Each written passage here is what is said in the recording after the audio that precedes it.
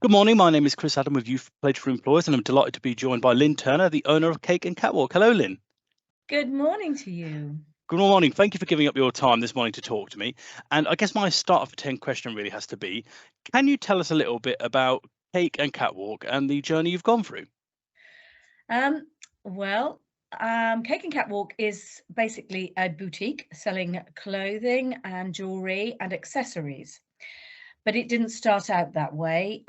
When I used to be in marketing and working for the newspaper, PR, event management, and then I got made redundant. But I'd already started a small business on the side selling accessories, and used to do pop-up events and small markets.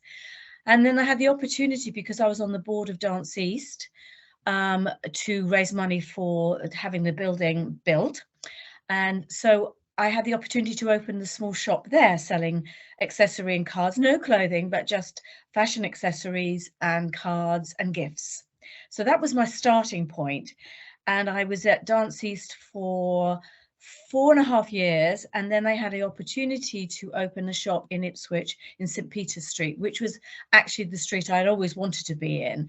Oh, And eventually with Dance East, of course, they because the shop was positioned so that the sun came in 24/7, it was quite unbearable to work in. So I was quite glad that eventually changed, and that was fine. It was a natural progression, and then I could go into fashion in a bigger way. oh, that's absolutely amazing. And talking on that progression, so speaking to you as the owner of a business, so where you've gone from, as you say, sort of branching out into actual stores and boutiques, what kind of skills have you had to learn along the way, maybe as your business has grown? Are there different areas where you've actually sort of had to deal with and learn skills about which maybe you didn't think you'd have to before as the business has grown? Oh yeah, and I definitely, because I have been in business before, but I had a curtain business, so and a dance studio. So I've done lots of things as an Yeah. owner of a business. To be fair, I got a lot of help from Mentor, which is a company. Mm. I'm sure you know Mentor, I've come and across I Mandy, went yeah. to everything that they offered me. So it was all about my finances, about PR marketing, although that was the skill I had because that's what I was good at. I'm a good out front person, but all the basics of how to do your books and how to do your banking. Um, Buying is a big thing too, because you can make lots of mistakes, but that is a learning curve. And I wouldn't say that ideally that I had to make a huge amount of profit, because I'm supported by my husband. So I was very lucky that I didn't have to make a huge profit. I probably bought too much. I'm a bit wiser now, and I managed to keep money in the bank, but that's only through learning as I've gone on. Mm. No, that's brilliant. And if we look at sort of, as you say, as you sort of say, sort of with a sort of boutique, which is quite a specialist business, as I say, if you see what I mean. It's almost a very personal business, as I say, in terms of, so you're putting out there, what you're passionate about, what what makes it different? What different skills do you need? As you say, you've sort of worked in other businesses. What's different from actually running your own business where it's something you're very passionate about, it's very personal, if you see what I mean, as opposed to just say being a business for another large chain, or maybe running a business about a product, or something you're less passionate about. I think I have a gift for putting together clothes. I'm good at fashion. It's always been an interest of mine. People always used to say to me, "Oh, would you come and sort my wardrobe out? Would you come and help me do this? Could you go? Can I go shopping with you?" So I obviously had a natural ability for fashion and putting things together. If I wasn't good at that, the business would not be successful and I wouldn't be able to do what I did. I think you've got to be good at what you do. Now, even if you go and work for someone and say you're working in fashion, you do have to have a gift for it, or some skill, or something that will make you really want to learn to make yourself better at it. So that's what you have. You've got to have a deep set interest in what you're doing. If No, not, you're wasting your life. You're wasting all those hours of your life. No, I completely understand, and I've sort of spoken to a variety of sole traders when I've been doing this role, and I say whatever their fields in, they all say, look, yeah, you need to have the passion, you need to have the willingness to put in the graft and the determination. I say, especially when you're sort of the owner of the business, because I say if you don't put that extra passion and determination in, who's going to?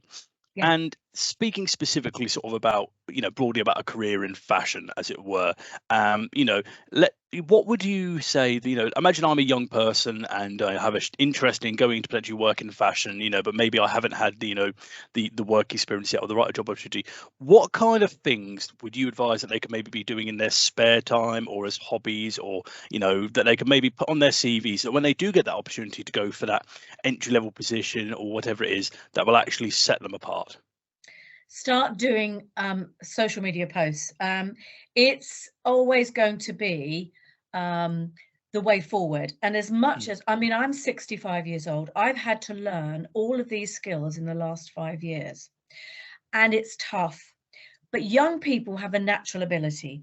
You have got, if you want, it's part of your CV now. So the way that you present yourself, so get used to either being behind the camera or being able to be in front of the camera and being able to work what you are doing well. So for instance, just putting an outfit together in the morning. So if you wanted to go and be a buyer for someone, and it's quite limited at the moment, I appreciate, but it's condensing down. So there are smaller companies looking for those special people. Watch things like Trini. Trini is a hardworking woman, and she's had to reinvent herself several times, but she makes it work, and she does several different angles. So that is a very good starting point. Looking out for those influencers who have got lots of followers. And yes, it's hard to live up to that standard at the very beginning, but I've learned you don't have to be perfect, but you do have to make an effort, and you do have to try. I completely agree, and I think that you've hit a couple of key nails on the head in terms of, as you say, sort of where the new influences are coming from. Whereas years gone by, as I say, they might have been, say, people on the fronts of magazines. As you say, now they're the people at the top of, Instagram follower lists, and um, as I say, sort of people who are now, as I say, we can glance through whether it be our TVs, our phones, or online. We're seeing them all over the place. So I think that's really interesting. And just to switch focus for a minute. So I say, sort of going from the fashion side of things to actually, let's look at sort of like the day-to-day customer service side of things within the boutique. Just saying, so again, sort of similar to my last question, I imagine, as I say, within such a personable business, and that's very much the vibe I get of the boutique. I'm assuming that let's say you've got two young people coming in, they've both got maybe say the same level of customer service experience. What kind of things in their spare time or on their CV or personality traits are giving them the edge on, in your mind as the employer? You've got to be very open and friendly, but you haven't got to be nosy. So there is a genuine, so if you are a genuine person and you're sincere, that comes across immediately. The hard sell does not work. So I would never put a young person on a scheme where the more they sell, the more money they get. That's not ever how I've worked. What I've always wanted is for people to say to me, "Oh, I came in the other day and your young lady served me, and she couldn't have been more helpful. She helped me choose a scarf, she matched something up." So it's being a creative person. So if you are looking at someone and you just see them as, oh, cash in the till, that's not the way to look at it. It's looking at the whole person and seeing what they could find, what they could be, what could help them make that outfit better or help that shopping experience. So I never used to care what they sold as long Yeah. as they did it well. And a young person going into that is usually they're people who have got other interests. They like to be sociable. They don't sit in a room and read a book all day. Yeah, that's important too, but you go to bed and read a book. But you're out there engaging with people. I quite like people who do voluntary work. I've always done an extra bit with voluntary. So I work quite a lot within my church, and I run the community top-up shop where people come and buy a bag of food for £2. Now that is my other side. So I like to think that people are helping other people too. They're not all about themselves. Yeah, no, I completely agree. And as you say, I think there's a big difference between someone writing down those kind of keywords on their CV, like, oh yeah, I'm approachable, I'm good with customers and those kind of things. And as you Evidence. I say, want evidence that you do that. exactly, I was about to say, and an experience and evidence that they've demonstrated it. And one thing you made me think about there actually, and as I say, I'd be lying if I'd say I knew the fashion industry perfectly, particularly well. Look at me, it's very clear I don't. But what I'd say is, when you sort of talk about the fashion and almost branching into creative arts there, actually, it becomes key in my mind that resilience is quite a big factor that is sort of needed in terms of one, the subjectivity of what you do. As you say, everyone's going to have an opinion on fashion. You could dress exactly like the person who's got millions and millions of followers on Instagram, but someone else could equally turn around and go, well, I don't like that. And as I say, in sort of, and let's say if we speak broadly about the creative arts in an area where, say, everyone's got an opinion, it's sort of severely underfunded as well, if you see what I mean. If you don't have that resilience, I sort of feel that you're not going to make progress. Is that sort of what you found? Yes, but of course, being your own business, you can write your own rhetoric if you like, so you can do Yeah. it yourself. The biggest challenges are the people who, on face to face go, I don't like that, I don't like that. Oh no, it's not for me, it's not for me. And it's breaking through those barriers, and the miserable old woman who, who you think, oh, that's the challenge. Those are the challenges of not in a way being over friendly, but breaking down her barriers to get her to engage so that you can move forward. But that does take time and skill, and that takes obviously years, not a few years, but just practice about having to break through those people who have no interest or fashion, or who won't look good in anything. We can work through that. That is the skill of turning that person into not what you want her to be, but being the best that she could be with your help. Yeah, no, I completely see where you're coming from, and I guess you need to have a really adaptable approach, if you see what I mean. I say you need to have that willingness to work with the person, because as I say, like, you may come in with two completely different visions. I say they'll be how they want to look. This is how you may think, and as you say, if you're not willing to be adaptable and work together with, as I say, The the difficult customer. one. As I was saying, the difficult one, yeah, for the use of a better phrase, and say you're not really going to progress anywhere. Um, my next question, really, and I would straight away acknowledge there is no such thing as a typical day. All right, I will happily acknowledge that right away. But unfortunately, I'm still going to ask you about it. You, as a business owner, would you just sort of roughly talk me through what a typical day for you involves? Oh, well, it's a real mix because my voluntary work takes quite a lot of time. I have to order Mm. food, make sure there's enough food, make sure that it runs smoothly. I have a team of about 20 volunteers, and so all of that has to be managed. So quite a bit of my time is given to that. My other part is I have an outlet in Dedham where I sell my jewellery, and I work there maybe once or twice a week as part of the deal of doing that. So that's nice. So I Mhm. get to I go there, meet customers, but I also, being there, I look after, there are about 20 different stands in there, just different businesses, but I look after them all. I don't just look after my own. So I'm a big tidy up, and I make sure that everyone stand looks lovely, Mhm. and it's tidy, and I work for everybody. And I think that keeps me busy, because you could just sit there and read a book. There's no rule to say I can't just sit there and read a book, but that's Mm. not what I would do. I think it's reflective of the whole building if you look after the whole building. The other part is that I do have to order stock. And when that comes in, that has to be photographed, and I do it live as well as static. I then make videos. So that could be, and it's actually very tiring. So if I spend 3 hours on that, I'm exhausted. And I think you'd be that, whatever age you were, you'd be tired, because you're being creative, you're being physical, you're being technical.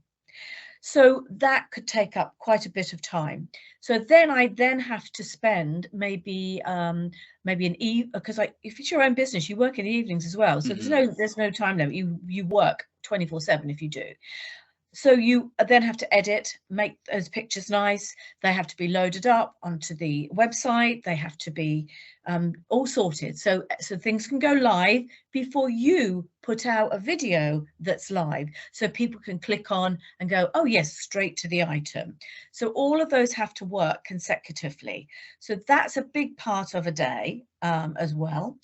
Um, Oh, I do quite a lot of socializing where I'm networking as well. So Mm. I make the most of that networking. I'm trying to organize events. So I'll have pop-up days. And so I'm organizing events, newsletters, writing a newsletter that I have to send out once or twice a month. So I can fill a week quite easily. And then along with trying to have some time to visit my mother, to do all the other things that I like to do. That's amazing, and I know I know that especially as a business owner, there's no such thing as a typical day. There's lots, so thank you for cramming as much as you can into that concise answer. And my final question, really, actually, and just to round up, and you've sort of touched on, your previous experiences, some of the previous sort of industries you've worked in, and sort of the journey you've gone through to be where you are today. And I've asked this to all the employers I've spoken to, but let's imagine we could go back and you could speak to, say, 17-year-old Lynn. You're about to, say, start going out on your career journey, so taking into account the, whether it be, the experiences you've had, the successes you've had, maybe the mistakes you've made, what is the one piece of career advice you would give to your younger self?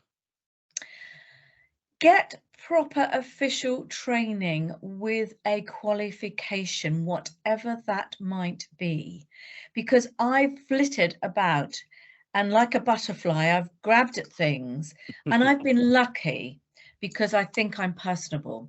So people have wanted to employ me. I've never really had to fight to get a job because I've made it happen. Mhm. But I wish I'd stuck to and stuck at it and got a qualification, because I'm a dance teacher too and a fitness teacher, but I didn't have any official qualification till later on. I could have gone back into teaching and earned quite a lot of money and done all things, but I didn't have that. Everyone wants a qualification now. They want a piece of paper that ticks those boxes. So whatever that might be, get qualified in something.